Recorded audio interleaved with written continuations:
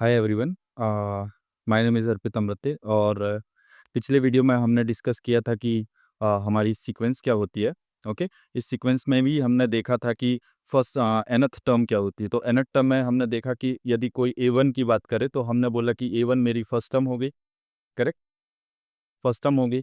a2 की कोई बात करे तो a2 मेरी सेकंड टर्म हो गई। सेकंड टर्म हो गई। करेक्ट। a3 की बात करें तो a3 मेरी थर्ड टर्म हो गई। थर्ड टर्म हो गई। सिमिलरली यदि कोई एन की बात करे तो एन में मैंने देखा था कि ये मेरी क्या थी, nth टर्म थी। अच्छा, nth टर्म का मतलब क्या? nth टर्म का मतलब हमने देखा कि वो वैल्यू जो nth प्लेस में बैठी हो।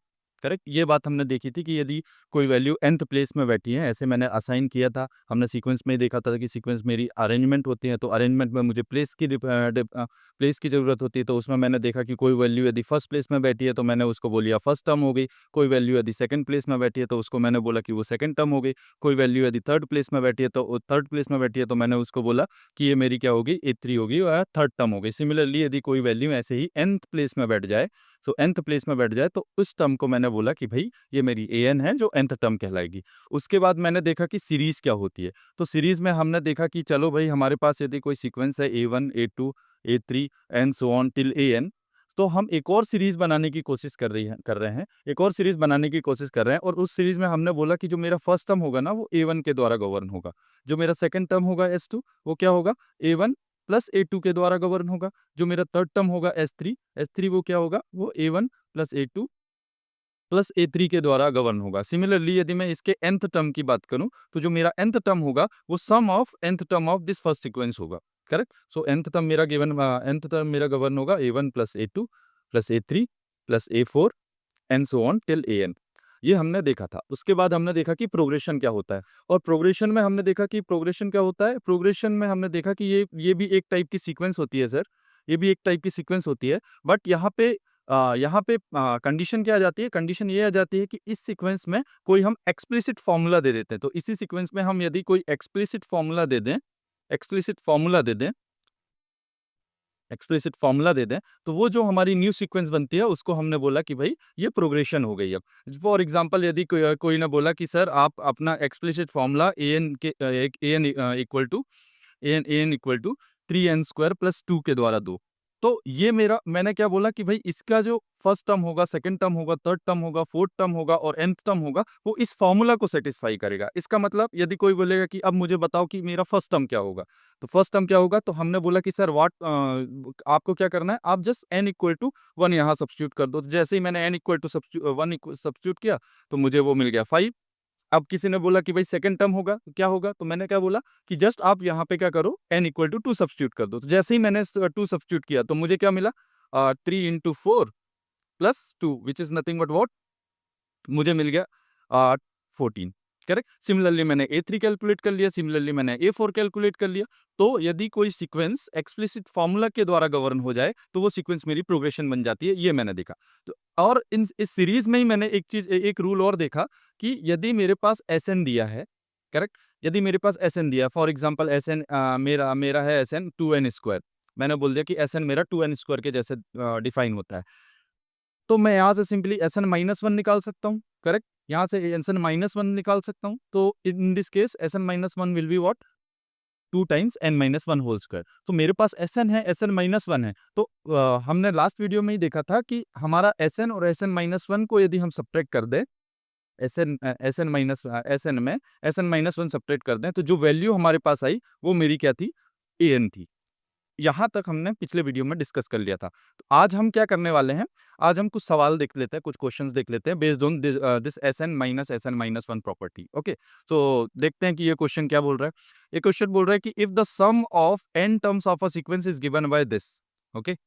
एक सीक्वेंस है जिसका sum of n terms is given by this. क्या बोलना चाह रहा है कि भाई मेरे पास Sn है, जो मेरे पास Sn है। Sn बेसिकली क्या होता है, a1 प्लस a2, सीरीज में हमने देखा था a3 टिल क्या, an। करेक्ट। और ये मेरा किसके द्वारा रिप्रेजेंट हो रहा है, ये रिप्रेजेंट हो रहा है 5n² प्लस 4n के। करेक्ट। नाउ वो पूछ रहा है हमको कि भाई बताओ a10 क्या होगा, a10 क्या होगा। हमने क्या देखा, हमने देखा कि सर मेरा जो an है ना वो कुछ नहीं है, Sn माइनस Sn-1 है। करेक्ट। ये चीज हमने देख रखी थी कि मेरा जो an है Sn माइनस Sn माइनस 1 होता है। तो जब an Sn minus Sn minus 1 है, अब मेरे पास ऑलरेडी Sn की वैल्यू तो है, करेक्ट, ऑलरेडी Sn की वैल्यू है। मुझे फाइंड क्या करनी है? मुझे फाइंड करनी है 10th टर्म, a10 फाइंड करनी है। तो मैं यहाँ n इक्वल टू 10 सब्स्टिट्यूट कर दूंगा। तो जैसे ही मैंने n इक्वल टू 10 सब्स्टिट्यूट किया, मेरा a10 हो गया क्या? मेरा a10 हो गया S10 minus S9, correct. Now मुझे अब क्या फाइंड करना है? अब मुझे फाइंड करना है S10। नाउ S10 कैसे फाइंड होगा? इस पर्टिकुलर वैल्यू में, इस फॉर्मूले में मैं क्या कर दूंगा? n इक्वल टू 10 सब्स्टिट्यूट कर दूंगा। तो जैसे ही मैंने n इक्वल टू 10 सब्स्टिट्यूट किया, तो मेरे पास क्या हो गया? 5 into 10 square is what? 100 plus 4 into 10। ये क्या हो गई? ये वैल्यू हो गई 500 प्लस 40। इट मीन्स S10 क्या हो गया मेरे पास? S10 हो गया 540, करेक्ट। सिमिलरली अब S9 मुझे कैलकुलेट करना है, तो S9 मेरा क्या हो जाएगा?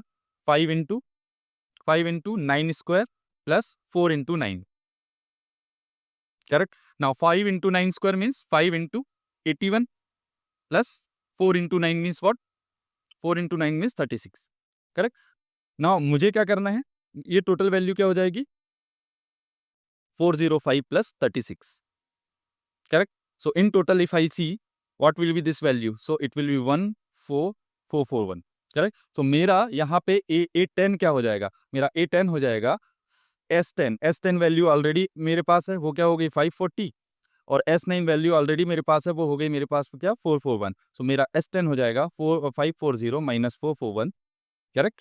सो from here if I want to calculate, तो ये कितना हो जाएगा? 99, करेक्ट। तो मेरी इन दिस केस मेरा A10 क्या आ गया? 99। समझ में आया? सो मेरे पास यदि Sn दिया है, तो मैं इजीली क्या फाइंड कर सकता हूँ? An फाइंड कर सकता हूँ। तो ये मैंने कल तक देखा और उसके बेस पे मैंने एक एग्जांपल सॉल्व कर दी। अच्छा, आज हम क्या डिस्कस करने वाले हैं? ओके, कुछ और एग्जांपल हम लोग डिस्कस कर लेते हैं।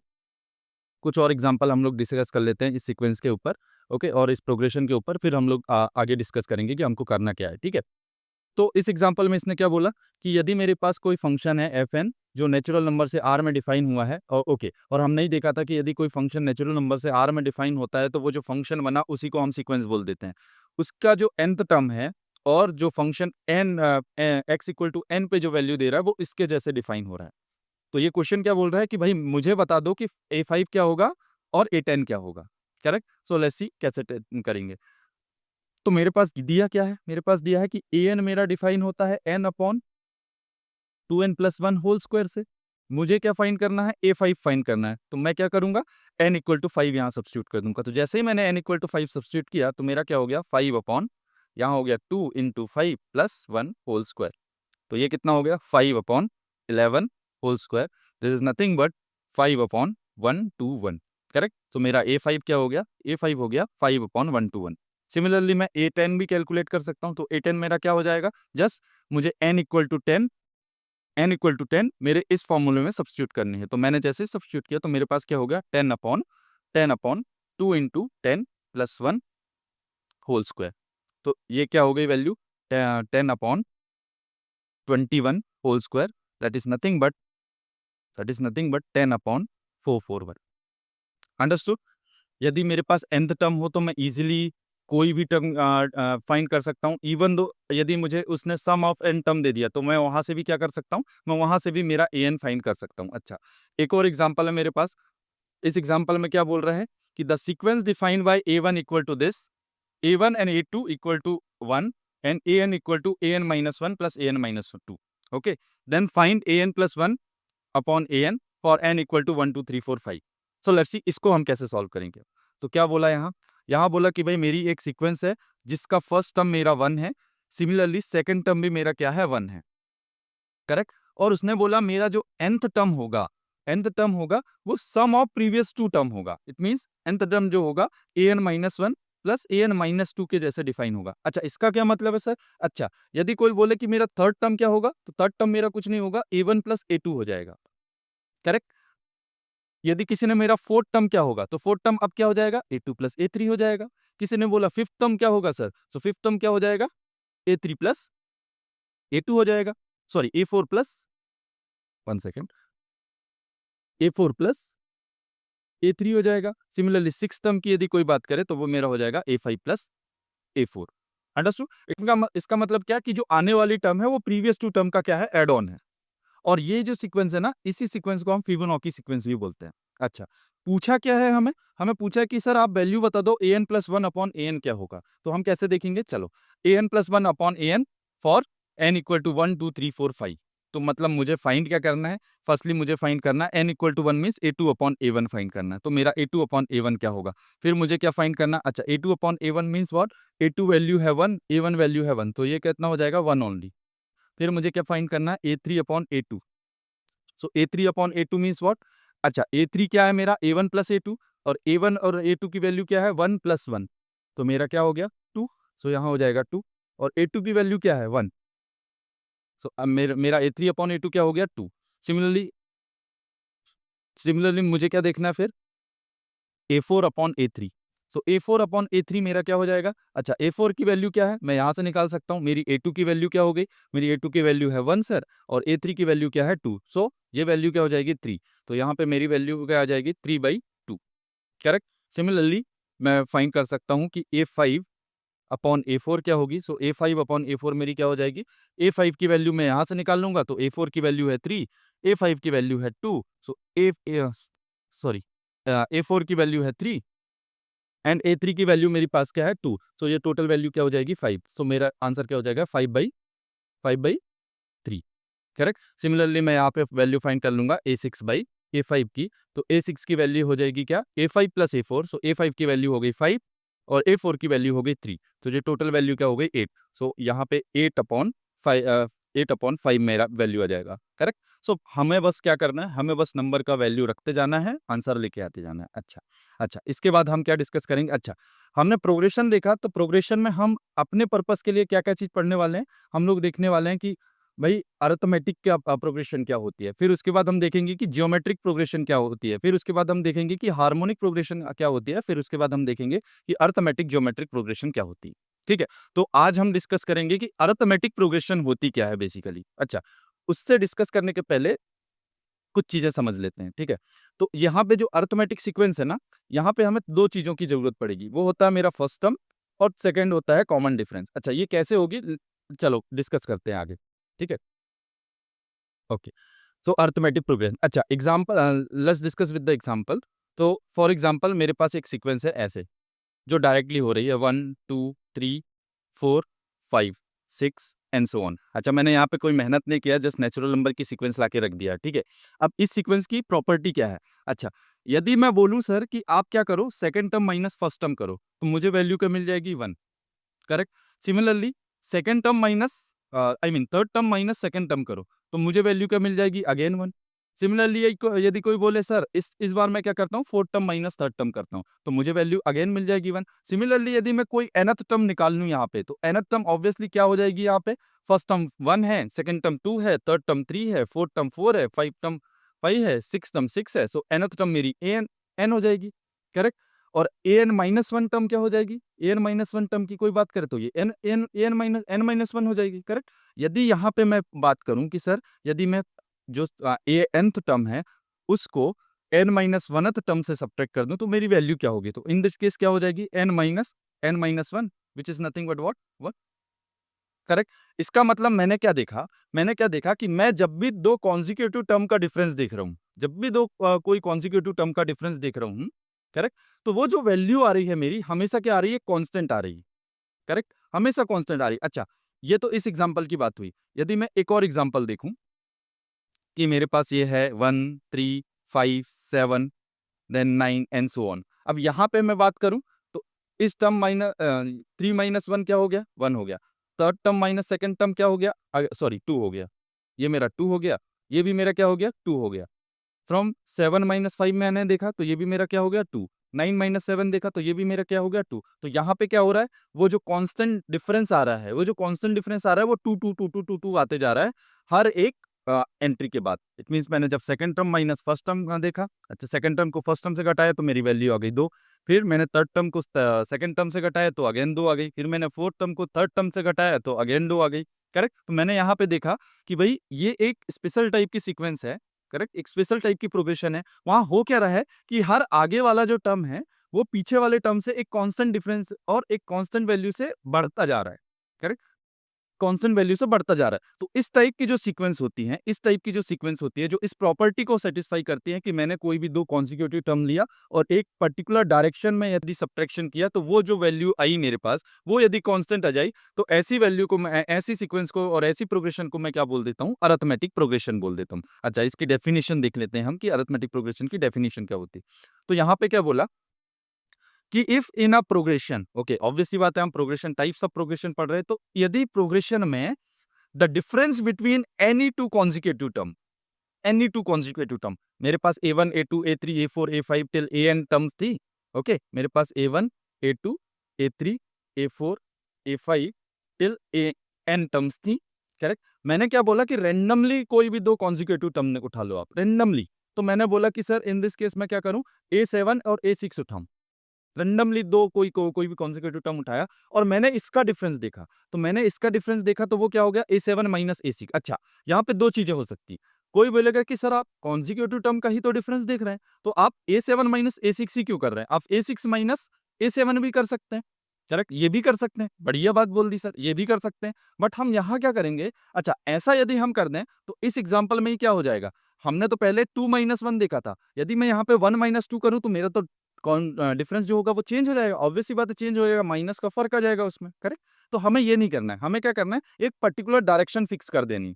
यदि आप first term minus second term देख रहे हो तो वैसे ही चले जाओ, या second term minus first term देख रहे हो तो वैसे ही चले जाओ। इसका मतलब क्या, यदि आप आगे वाली टर्म को पीछे वाली टर्म से सब्ट्रैक्ट कर रहे हैं तो वैसे ही कंटिन्यूअसली आपको जाना है। यदि आप पीछे वाली टर्म को आगे वाली टर्म से कर रहे हैं, सब्ट्रैक्ट कर रहे हैं, तो वैसे ही आपको जाना है। ये नहीं कि मैंने पहली 5-6 टर्म के लिए मैंने क्या किया, आगे वाली टर्म को पीछे वाली से सब्ट्रैक्ट किया और आगे की टर्म के लिए मैंने ये चीज़ चेंज कर दिया। तो ऑब्वियस सी बात है डिफरेंस जो होगा वो कांस्टेंट नहीं आएगा। करेक्ट। बट इन जनरल हम लोग क्या करते हैं, हम लोग जो डिफरेंस देखते हैं वो आगे वाली टर्म से पीछे वाली टर्म का देखते हैं। It means forward to backward difference देखने। इसलिए मैंने यहाँ पे मेंशन भी किया कि जो कॉन्जिक्यूटिव टर्म का डिफरेंस होगा वो फॉरवर्ड टू बैकवर्ड देखा जाएगा। करेक्ट। तो हमारे पास यदि कोई सीक्वेंस आई तो हम लोग क्या करेंगे, A2 से A1 को घटाएंगे। ऐसा नहीं होगा कि हम A1 से A2 को घटा रहे हैं। ठीक है। तो ये जो डिफरेंस आया, यदि ये कांस्टेंट हो जाए, मतलब मैंने कोई भी रेंडमली दो वैल्यू लिखाई, उनका डिफरेंस देखा, वो कांस्टेंट ही आते चले जा रहा है, तो ऐसी जो सीक्वेंस होगी वो क्या हो जाएगी, अरिथमेटिक प्रोग्रेशन हो जाएगी। करेक्ट। और इस कांस्टेंट डिफरेंस को हम क्या बोल देंगे, हम बोल देंगे इस ये क्या है, मेरा कॉमन डिफरेंस है। बात आई समझ में। अच्छा, अब यहाँ पे यदि मैं बात करूं कि मैं कहना क्या चाह रहा हूं, यदि मेरे पास A1 हो जाए, A2 हो जाए, A3 हो जाए, A4 हो जाए, टिल AN हो जाए, ये मेरी एक सीक्वेंस बन गई। अब मैं बोल रहा हूँ कि ये जो सीक्वेंस है मेरी वो क्या है, अरिथमेटिक प्रोग्रेशन है, एक अरिथमेटिक प्रोग्रेशन है जो मैंने दिया। अच्छा, तो यहाँ पे मैं बात क्या कर रहा हूँ कि मैं कोई भी रैंडम दो टर्म ले लूँ। रैंडम दो टर्म ले लूँ का क्या मतलब सर, मैंने यहाँ पे A2 माइनस A1 ले लिया इस केस में। करेक्ट। रैंडम दो टर्म थी, फिर मैंने क्या उठाया, रैंडम दो टर्म, वो भी कॉन्जिक्यूटिव होनी चाहिए। ये भी एक सीन है कि भाई मैं जस्ट आगे वाली या जस्ट पीछे वाली लूँ। ऐसा नहीं कि एक बार मैंने A4 ले लिया और दूसरी बार A6 ले लिया, ऐसा भी नहीं चलेगा। मुझे दो कॉन्जिक्यूटिव टर्म लेनी है, और कॉन्जिक्यूटिव टर्म मीन्स A3 और A4 ले लिया, या A5 और A6 ले लिया, या A7 और A8 ले लिया। सो जब भी मैं ये डिफरेंस देखूं तो बेसिकली मैं क्या बोल रहा हूँ कि A2 माइनस A1 जब मैं देख लूं, वो भी एक फिक्स नंबर आ जाए, फिक्स नंबर आ जाए। करेक्ट। तो इन दिस केस मैं इस फिक्स नंबर को बोल देता हूँ कि भाई इन दिस केस मैं इस फिक्स नंबर को D से रिप्रेजेंट कर रहा हूँ। करेक्ट। जब मैंने A3 माइनस A2 देखा तो ये भी मेरा फिक्स नंबर D ही आया, जो यहाँ पे डिफरेंस आया वो भी यहीं आया। करेक्ट। जब मैंने A4 माइनस A3 देखा तो ये भी मेरा D आया। करेक्ट। अच्छा, तो यहां से मैं क्या बोल सकता हूं, यहां से मैं ये नहीं बोल सकता कि A2 मेरा कुछ नहीं होगा, क्या हो गया, A1 प्लस D हो गया सर। करेक्ट। A3 मेरा क्या हो गया, A2 प्लस D हो गया। देन A4 मेरा क्या हो गया, A3 प्लस D हो गया। तो मैं क्या कर रहा हूं, यदि मेरा D पॉजिटिव हो जाए, D मेरा 1 2 3 4 या कोई पॉजिटिव नंबर हो जाए, तो ये क्या होगा, ये बढ़ते चला जाएगा। करेक्ट, बढ़ते चला जाएगा और एक कांस्टेंट वैल्यू से बढ़ते चला जाएगा। करेक्ट। यदि मैंने बोला, फॉर एग्जाम्पल मैंने बोला कि मेरा A1 जो है वो 1 है और D मेरा जो है वो 4 है। करेक्ट। सो A2 क्या हो जाएगा, इस डेफिनेशन के हिसाब से A2 क्या हो जाएगा, A1 प्लस 4, तो ये मेरा 5 हो गया। सिमिलरली A3 क्या हो जाएगा, 5 प्लस 4, वो क्या हमारा हो जाएगा, 9 हो जाएगा। सिमिलरली A4 की बात करें तो 9 प्लस 4 वो क्या हो जाएगा, 13 हो जाएगा। तो ये वैल्यू क्या हो रही है, कॉन्स्टेंटली बढ़ते चले जा रही, और एक ही डिफरेंस से बढ़ते चले जा रही, एक फिक्स वैल्यू से बढ़ते चले जा रही। सिमिलरली यदि मैंने D इक्वल टू -4 लिया इन दिस केस, करेक्ट, और A1 मैंने सेम ही रखा 1, सो A2 मेरा क्या हो जाएगा, 1 - 4 which is nothing but -3। Similarly A3 मेरा क्या हो जाएगा, A3 मेरा हो जाएगा -3 -4 विच इज नथिंग बट -7। तो मैंने यहाँ क्या देखा कि जब मैंने D को नेगेटिव लिया तो ये जो सीक्वेंस आई वो कांस्टेंट डिफरेंस से और कांस्टेंट वैल्यू से डिक्रीज करते जा रही है। तो इसी के बेसिस में हमने एक और डेफिनेशन दी अरिथमेटिक प्रोग्रेशन की, और वो डेफिनेशन क्या हुई, हमने बोला कि यदि कोई progression a progression whose terms is increase और decrease by a fix number, इसका मतलब यदि कोई प्रोग्रेशन एक फिक्स नंबर से या तो बढ़ती चले जाए या घटती चली जाए, तो ऐसी प्रोग्रेशन भी क्या हो जाएगी, हमारी अरिथमेटिक प्रोग्रेशन हो जाएगी। करेक्ट, ऐसी प्रोग्रेशन भी हमारी क्या हो जाएगी, अरिथमेटिक प्रोग्रेशन हो जाएगी। और उस केस में जो हमारे पास फिक्स नंबर आया उसको हम क्या बोल देंगे, कॉमन डिफरेंस बोल देंगे। I hope this is clear. Correct, तो हमने क्या देखा कि अरिथमेटिक प्रोग्रेशन क्या होती है। तो सेकंड डेफिनेशन में हमने बोला कि ये जो अरिथमेटिक प्रोग्रेशन होती है या तो वो फिक्स नंबर से बढ़ती चली जाएंगी या किसी फिक्स नंबर से घटती चली जाएंगी। करेक्ट, या तो इंक्रीज होते रहेंगी या डिक्रीज होते रहेंगी। इतना क्लियर हो गया। अच्छा, कुछ एग्जांपल देख लेते हैं। ओके, कुछ एग्जांपल देख लेते हैं। फॉर एग्जांपल मेरे पास क्या हो गया कि मैंने बोला कि पहला टर्म मेरा क्या हो गया 5, और मेरा जो बढ़ने वाला है जो फिक्स नंबर हो गया डी, उसको मैंने बोल दिया कि ये 6 है। तो अब मेरी सीक्वेंस किसी ने बोला कि बताओ भैया सीक्वेंस क्या होगी, तो सीक्वेंस क्या हो जाएगी, पहला टर्म तो A1 है A5, तो दूसरा टर्म क्या हो जाएगा, मैंने पहले ही बोला था कि एक फिक्स नंबर से क्या होगी, या तो बढ़ते चली जाएगी या घटते चली जाएगी। तो इन दिस केस वो फिक्स नंबर 6 है, तो देखो क्या होता है। तो 5 + 6 हो गया, तो ये मेरा 11 हो गया। A3 की किसी ने बात करी, तो A3 मेरी क्या हो जाएगी, A3 मेरी हो जाएगी 11 + 6 अगेन, तो ये मेरा 17 हो गया। देन A5 मेरा A4 क्या हो जाएगा, A4 हो जाएगा 17 + 6, तो ये बढ़ते चले जा रही है इन दिस केस। करेक्ट, तो ये मेरा क्या हो जाएगा 23 एंड सो ऑन। हम आगे भी फाइंड कर सकते हैं। अच्छा, ये तो हो गया बढ़ते चले जाने का एग्जाम्पल। इसी केस में मैंने यदि लिया कि A1 मेरा 5 हो जाए और D मेरा -6 हो जाए और -3 हो जाए, तो मेरा A2 क्या हो जाएगा नाउ, इस केस में मेरा A2 हो जाएगा 5 - 3 which is nothing but what 2। A3 मेरा क्या हो जाएगा, again 2 - 3 which is nothing but -1। A4 मेरा क्या हो जाएगा, A4 हो जाएगा मेरा -1 -3 विच इज नथिंग बट -4, और ऐसे ही मैं सारी वैल्यू निकाल सकता हूँ। इतना क्लियर होगा कि अरिथमेटिक सीक्वेंस क्या होती है। करेक्ट, अरिथमेटिक प्रोग्रेशन क्या होती है कि कोई भी दो कॉन्सिक्यूटिव टर्म का जो डिफरेंस है, यदि मैं एक पर्टिकुलर डायरेक्शन में देखूं तो वो क्या हो जाएगा, कांस्टेंट हो जाएगा। तो ऐसी सीक्वेंस मेरी क्या हो जाती है, अरिथमेटिक प्रोग्रेशन हो जाती है। करेक्ट, ऐसी प्रोग्रेशन मेरी अरिथमेटिक प्रोग्रेशन बन जाती है। अच्छा, अब इसी में कुछ चीजें गौर करने की बात है, कुछ ऑब्जर्वेशन जो हम करते हैं, चलो देखते हैं कि वो ऑब्जर्वेशन क्या है। तो पहली ऑब्जर्वेशन, जो कांस्टेंट डिफरेंस है, मैंने बोला कि उसको मैंने कॉमन डिफरेंस बोलूंगा, और हम लोग क्या करेंगे, इन जनरल उसको डिनोट करेंगे डी से। ये तो पहली ऑब्जर्वेशन हुई। दूसरी ऑब्जर्वेशन में क्या बोलता हूं, मैं बोलता हूं कि यदि A1 A2 A3 A4 and so on एक मेरी अर्थमेटिक प्रोग्रेशन होगी, तो मेरा कॉमन डिफरेंस क्या हो जाएगा इस केस में, कॉमन डिफरेंस में ऑब्वियसली क्या हो जाएगा, second term minus first term, then third term minus second term, then fourth term minus third term. Correct, then fifth term minus fourth term, और इन जनरल यदि मैं बोलूं तो वो मेरी क्या हो जाएगी, nth term minus n minus 1th term. इतना क्लियर हो गया। अच्छा, अब इसी से मैं यदि कोई ऑब्जर्वेशन करूं, इसी से मैं यदि कुछ चीज निकालने की कोशिश करूं, तो मैंने क्या बोला, मेरा डी क्या है, A2 - A1 है। करेक्ट, अच्छा यहां से मैं A2 की वैल्यू भी निकाल सकता हूं, तो A2 मेरा क्या हो जाएगा, A1 + D। करेक्ट, सिमिलरली यदि मैं इस टर्म को और इस टर्म को ले लूं, तो मेरा क्या हो जाएगा डी, मेरा डी हो जाएगा A3 - A2। A3 - A2 means क्या, A3 - A2, फिर यहां से मैं A3 की वैल्यू निकाल लेता हूं, तो वो क्या हो जाएगा, A2 + D।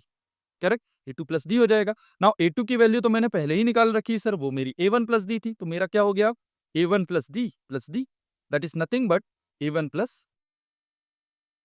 + 2D। करेक्ट, तो मेरी A3 की वैल्यू क्या आ गई, A3 की वैल्यू मेरी आ गई A1 + 2D इस केस में। करेक्ट, सिमिलरली इस टर्म से यदि मैं देखूं तो मेरे पास क्या है, A4 - A3 = D।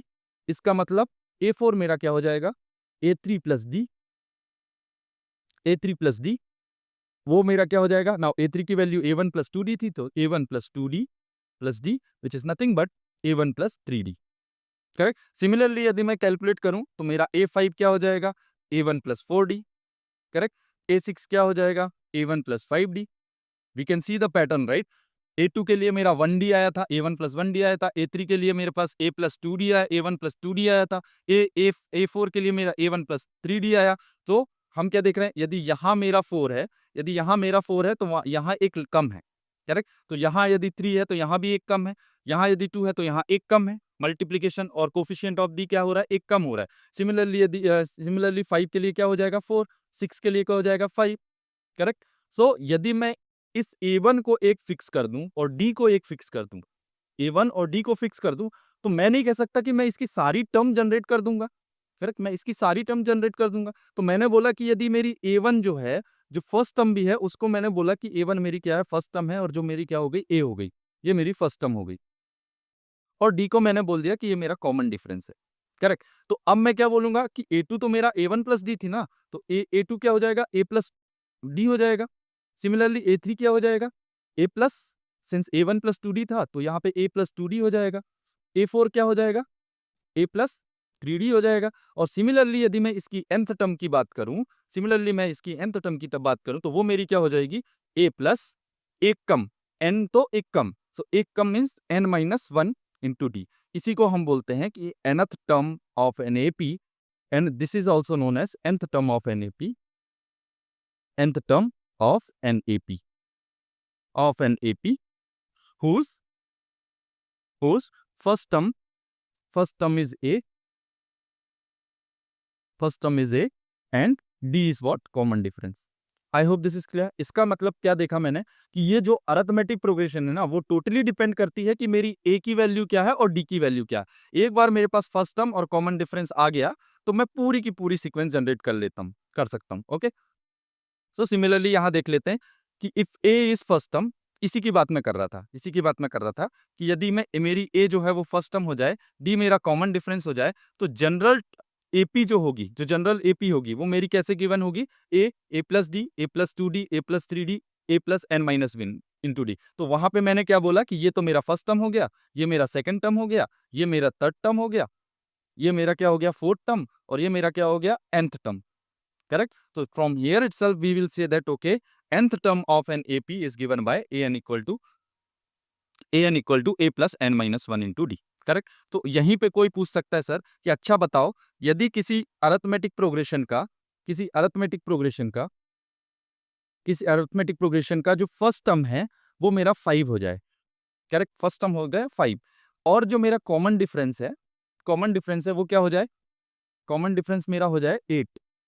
तो मुझे बताओ कि भाई 10th टर्म क्या होगी। तो 10th टर्म क्या हो जाएगी, simple.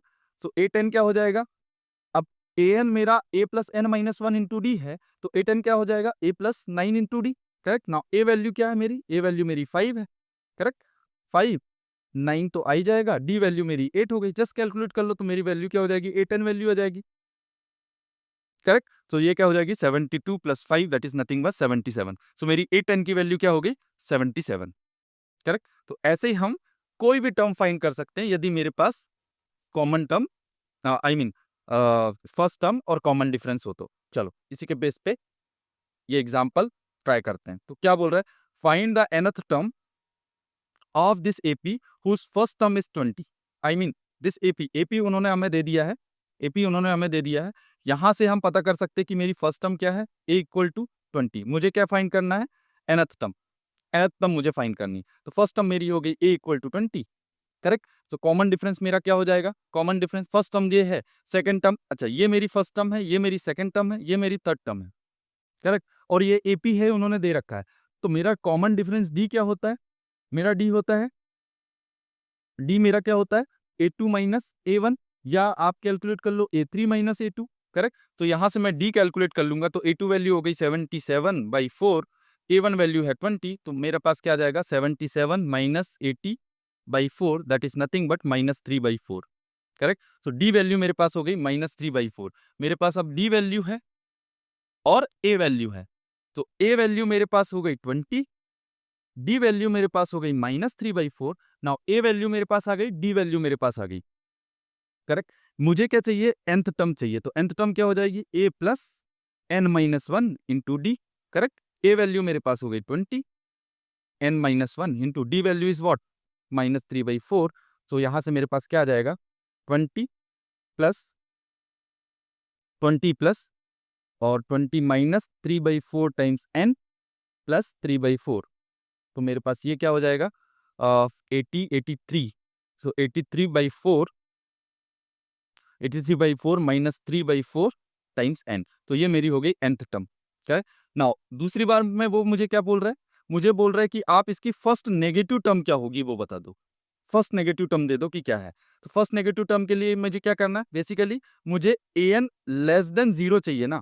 First negative term means an मुझे लेस देन 0 चाहिए, करेक्ट। तो उस केस में मुझे क्या करना है, ये मेरा सेकंड हो गया। सो an मुझे लेस देन 0 चाहिए। अच्छा, मेरा an क्या है, an मेरा है 83/4 माइनस 3/4 n। तो इसका मतलब क्या है कि 83/4 माइनस 3/n, ये मुझे क्या चाहिए, लेस देन 0 चाहिए। From here itself we can say, we can take this one this side, so what I will get, 3/n is greater than 83/4।